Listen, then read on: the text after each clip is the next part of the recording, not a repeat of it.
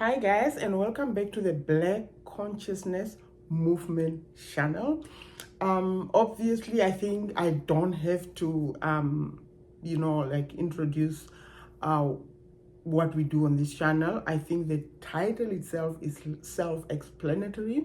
We talk about our culture, about how to teach our children how to be proud and feel comfortable in their own skin, and due to past obviously experience where we have been taught our skin is not that good or it's not that beautiful and all that. Obviously now we are awakening to know that actually it is.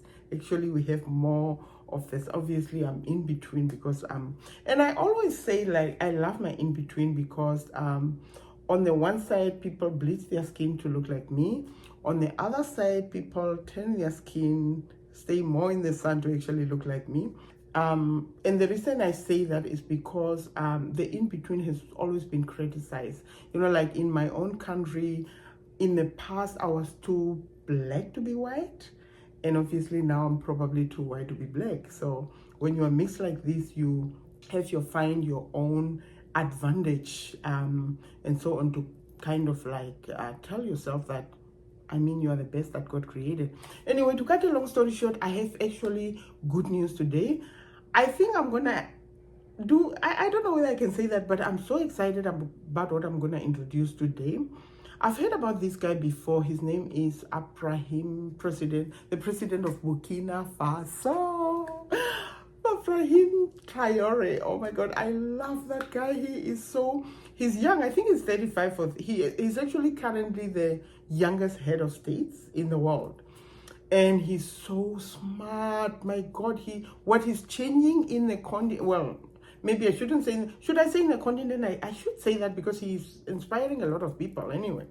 So today episode, we're gonna talk about him and what he has changed so far in Burkina Faso and even in general in the continent. Like when you encourage other people, it means you're changing. And then there was the swearing in of the president of Ghana where he attended. I'm gonna share that. I'm also gonna share the debts that I think it was 4.5 billion of debts that he paid without using any Western help or any aid. I'm proud of this guy. My God, like we should be proud. One thing that I can ask you guys, you need to pray for him. You need to pray for him because I think I'm gonna also share in this episode as well how the ex-colonizer France has been trying to assassinate him. Like seriously, like, well, I think they are known for that most of the time. So let's get started on the BCM, Black Consciousness Movement channel. From me, Jehovah. Yeah, let's get started.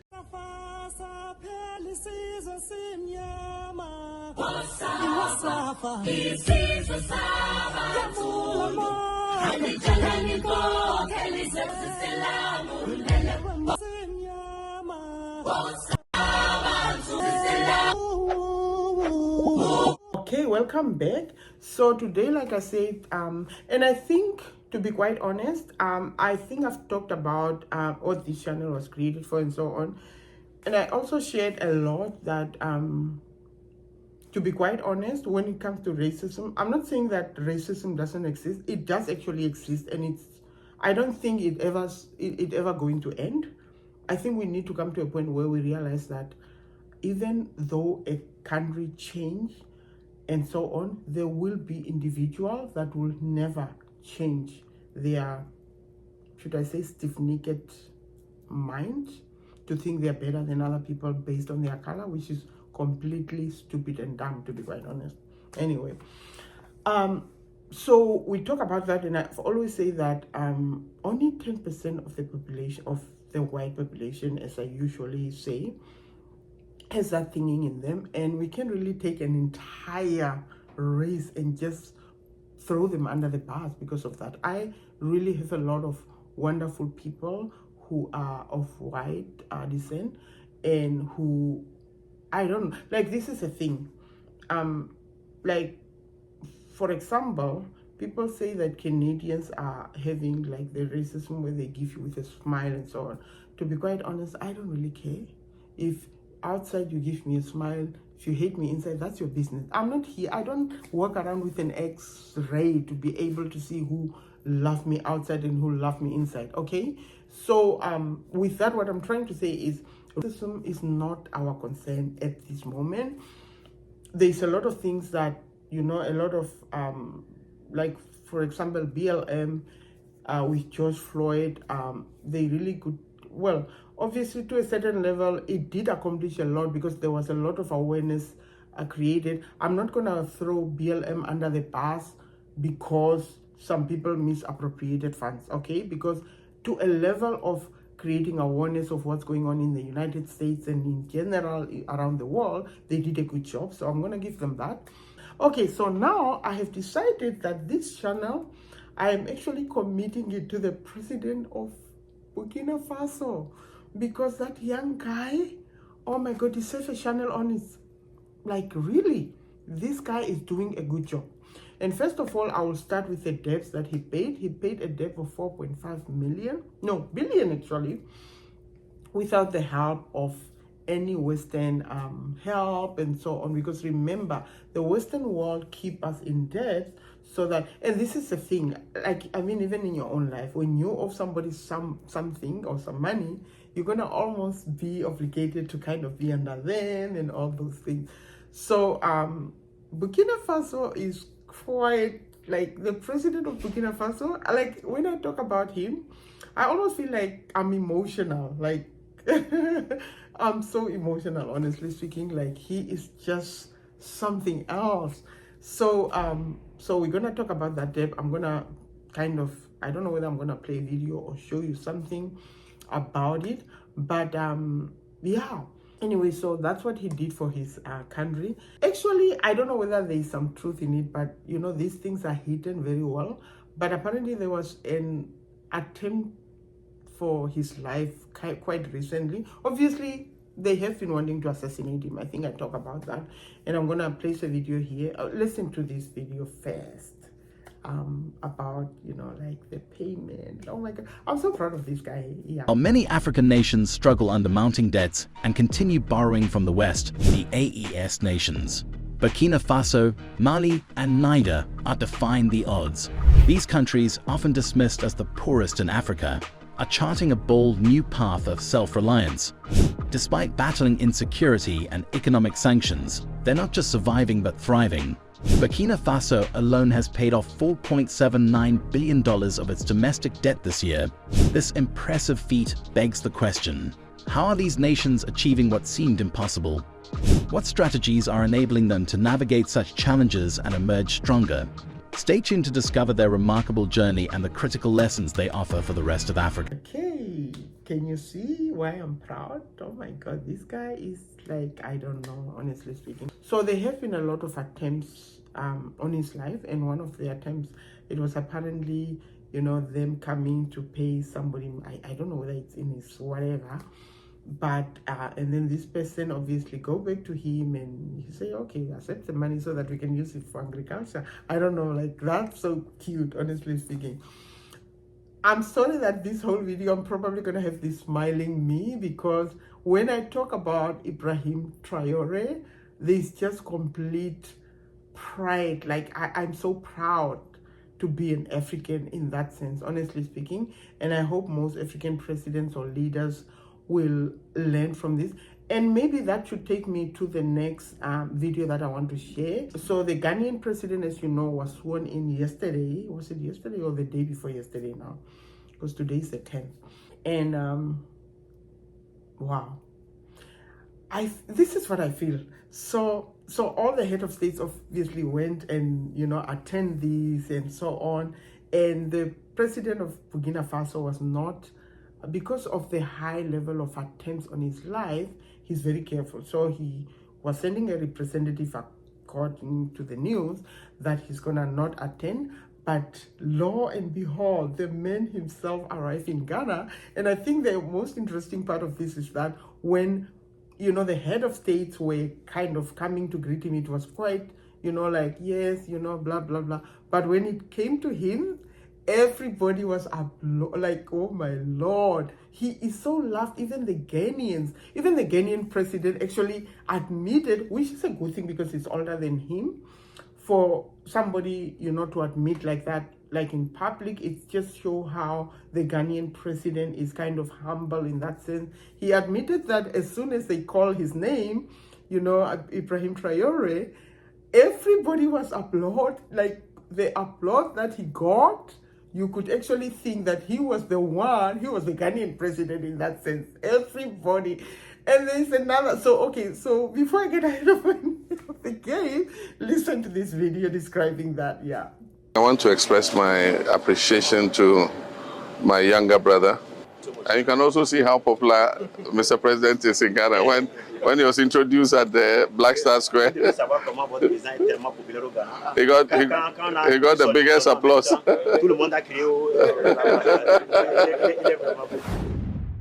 In a surprising and strategic development that has left many African leaders, particularly those critical of Captain Ibrahim Traore, astounded, Ghana's newly inaugurated president, John Mahama, held a private meeting with Captain Ibrahim Traore immediately following his swearing-in ceremony. This unprecedented move has further cemented Traore's growing influence and popularity across the continent.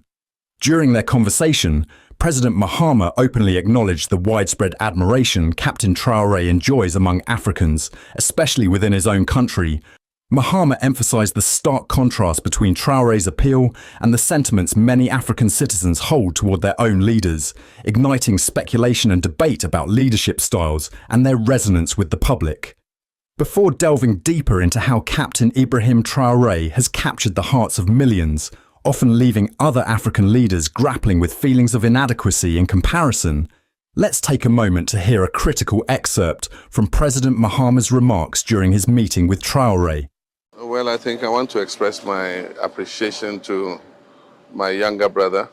I would like to express my appreciation to my younger brother for his participation in my inauguration. I am honored to see that he left his occupation to join us. The people of Burkina Faso are one people.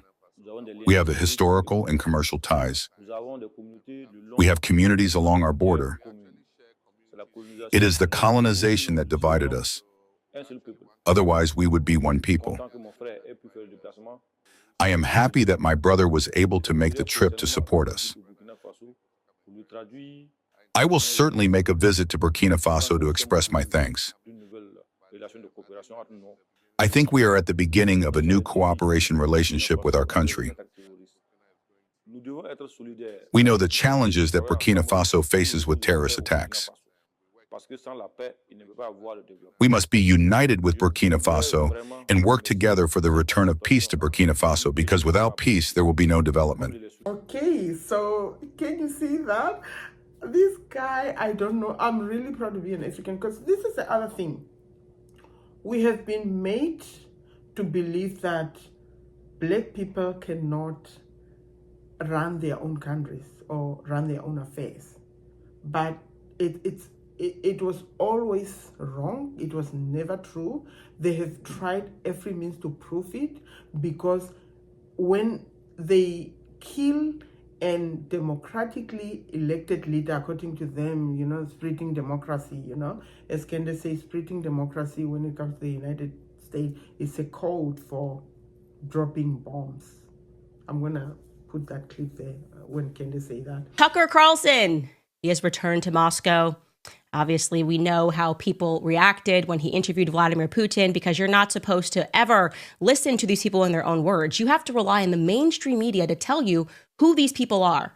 And around the world, they tell us all the same thing. They're all terrorists and dictators, and everything that we do is perfectly above board. And we're usually just trying to spread democracy. And I think spreading democracy maybe is a code word for dropping bombs on civilians. But I'm not sure. Anyway, because obviously we now realize that every single term they use is determined by how they use it. Because remember, Nelson Mandela was called a terrorist back then, and now he's a hero, right? Who determines who changed the terms and what they mean? So a freedom fighter, to me, can actually be a terrorist based on the terms of the West, right?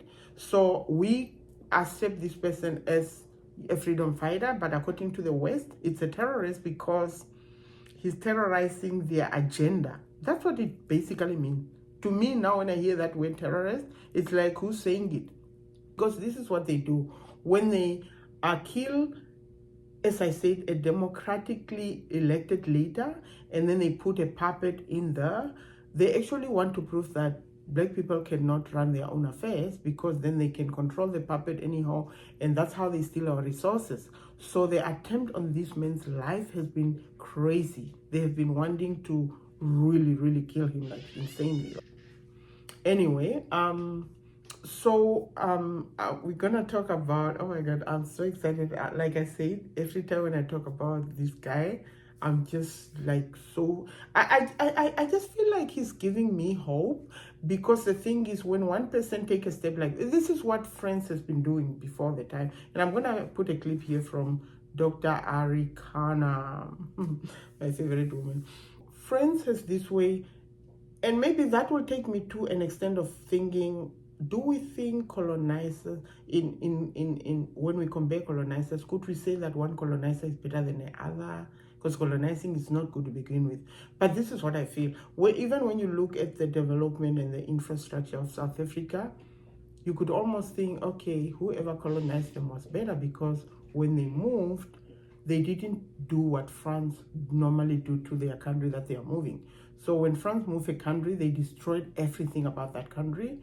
And I think that's what makes the other country not to be able to make decisions for themselves, to say, you know what, France, we don't need your help. And I don't seem to understand what's going on with France. You have some soldiers in my backyard, and I say I don't need no more soldiers, and you still insist that I need your help, you need the...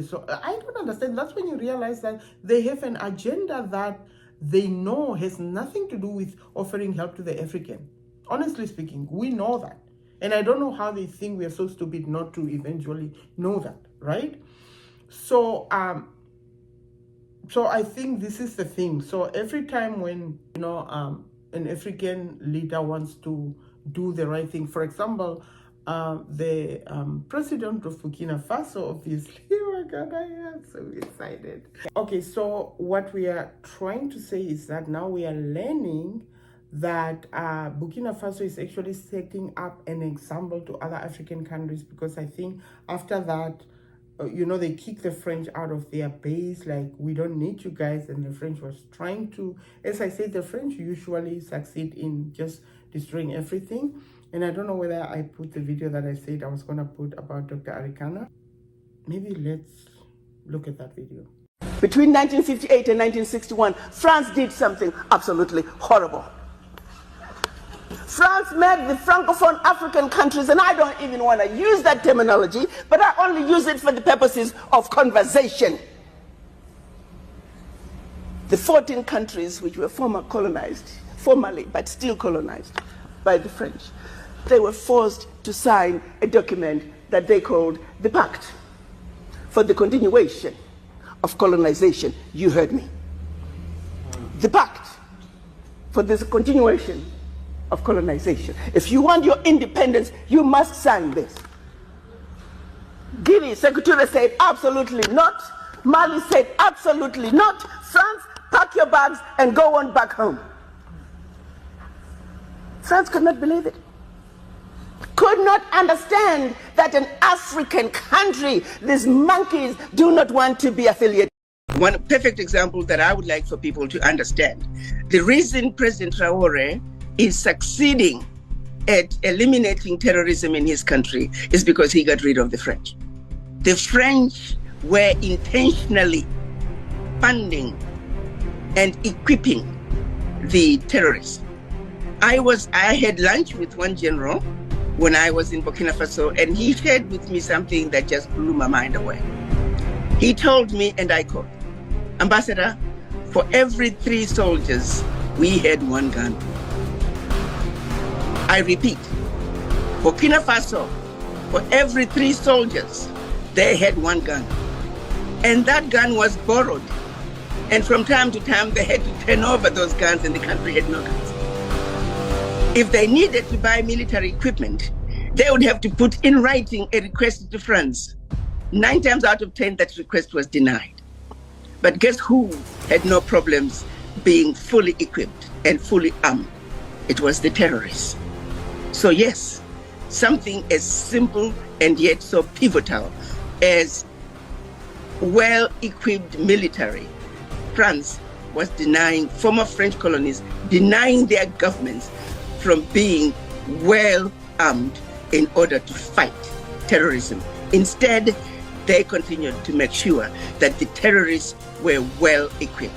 So by blocking the French, by running the French out of Burkina Faso now can defeat the terrorists. Majority of Burkina Faso now is free of terrorism. There are still a few spots here and there, but the fight against terrorism is much easier now that the French are out of those 3 countries. The French are the biggest risk to peace and security in Africa.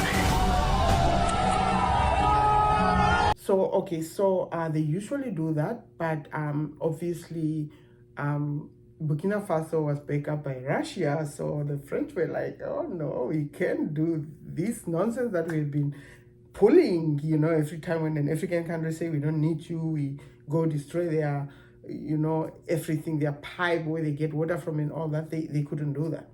And I think what happened is that it becomes kind of a trend because Mali follows, and I think Niger did. And I think recently the most unlikely country to follow followed. And the reason I say unlikely is because I still don't trust the movement, Côte d'Ivoire. The president of Côte d'Ivoire, I don't know, but most people actually think that it's just kind of a trick. He also apparently kicked the French out, but that's a story for another day. Alassane Ouattara came to power because the French military brought him to power through the force of arms. And also, we can't forget, he's married to a white French Jewish woman. That means that his in-laws are French, which means that he has white Frenchmen that are part of his family. So I say all that to say, there is not a single universe that exists where Alassane Ouattara is ever going to be waging any type of warfare against the French, whether it's economic warfare, diplomatic warfare, geopolitical warfare. It'll never happen. You can't kick the white man out the country when the white man is literally sitting at your dinner table, right? That's why I don't understand folks that talk about, oh yeah, you could be pro-black and bed outside the race. No, you can't. No, you can't. You're going to be compromised. You're not going to be able to stand on business. But for now, this time is reserved for the president of Burkina Faso. I love how he talks, the Burkina Faso people, oh my Lord. I love that president, guys. So this channel is actually changing. It's going to be the Black Consciousness Movement channel, but then I'm going to put like a hyphen, and then I'm going to say Ibrahim Traore, because we're going to talk about this guy like a lot, okay?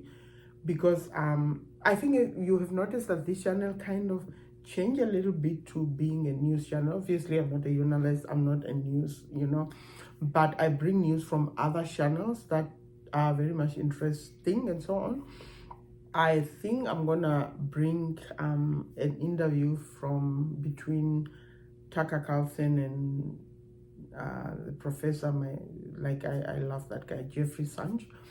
That will be for next week or maybe within the next 4 days. It's hard for me because I have 4 channels, so it's hard for me to keep up, and I don't want to have to stress about bringing news because, I'm bringing news to those people that don't watch other channels, and sometimes they're not aware, because I've learned from myself that sometimes that's the case. So, so I'm very, very happy about what's going on in the African continent now. There's a lot of awakening. Actually, not even the African continent. There's a lot of awakening happening around the world. Even people in the divided states, or maybe now I should say United States, because Trump is the president. I think Trump is a uniter. You can say whatever you say or want to say about Trump, but to a certain level, I believe that Trump is the one person that will bring kind of peace in this war zone that we are being pushed into. However, we also need to pray for Trump because I don't know, I feel like in his cabinet there's a lot of mixture of people on this side, the deep sea, if we can say that, and people. So it's a mixture of my God. So I don't know. Yeah, we need to pray for Trump as well. But we seriously need to pray for the president of Burkina Faso, Ibrahim Traore. We need to really pray for him. God, bless these young men that you have chosen, just like a Joseph. You have chosen him as a Joseph or as a Moses, Lord, for the African continent to be awakened. All other African leaders now will be awakened. And I pray, Lord Jesus, that they wouldn't be awakened to jealousy and wanting to even be part of the people that wants to kill him. But I pray that all, like this thing of being jealous of each other, that, oh no, this person, and I think that's the other problem, because I think everybody remember Gaddafi, how he was killed horribly as he was killed. But I don't know whether you'll be surprised if I tell you that actually Gaddafi wouldn't have died. It's 3 African countries, which is Nigeria, South Africa, and what's the other country? The third one. I'll put it here, I forgot, but Kabul, I think. I don't know, but yeah, 3 African countries actually allow NATO to actually, because any continent that they want to kind of like, when NATO has to go, 3 countries in that continent has to allow or to say that, okay, so, and when you look at the reasons why they allowed, you just gonna be like, seriously? So that's what we need to pray against. Lord, help these African countries to see it as a win for them as well when this leader wins, and not like a competition of like, oh no, this young person is now the one changing us, so we need to be in the mission of killing him. Because the thing is, how many people are you going to kill and you still, if you're not called, you are not called. If you're not a Joseph, you're not a Joseph, okay? You can't be the prime minister of Egypt if you're not a Joseph, okay? And if you're not a Moses, you are not a Moses, because God has different ways of calling people. I mean, Moses couldn't talk. Why didn't God just shift from his calling Moses to Aaron, who was obviously the mouthpiece to Moses? Can you see? So let's not waste time. Pray for this president, guys. Pray for him. And I can see that my because I didn't have my light on and it wasn't this clear. Now I know I've learned my lesson, but I'm not going to re-record all those videos, okay? Anyway, take care, guys. Bye.